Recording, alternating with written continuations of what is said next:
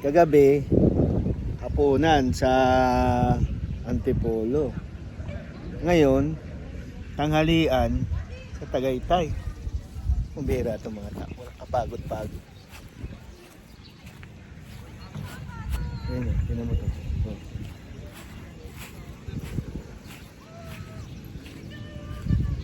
Hindi sila napapagod.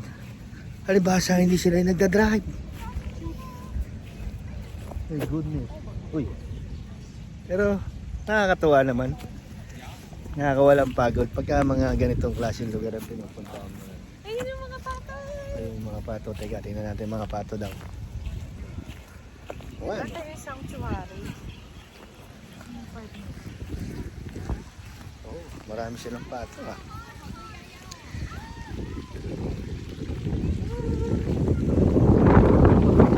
Ayan yung ang asyenda nila.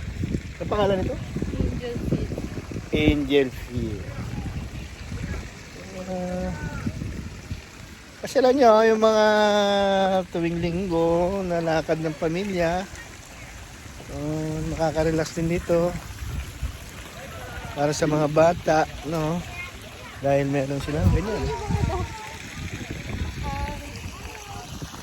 Pwede mo sila pakainin. Ayun o. Oo. Ayan.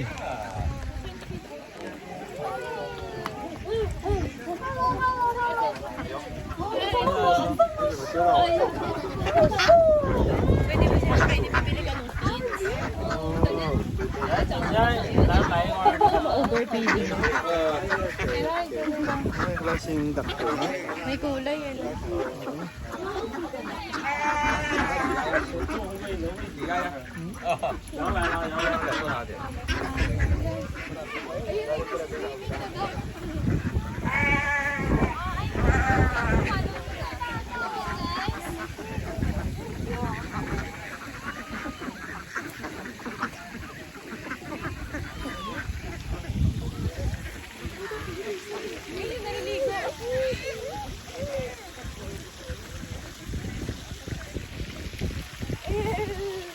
Angat siya.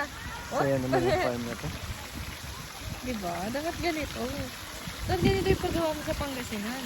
Ganda. Diba yung lupa nung tatabad mo? Ganyan dapat.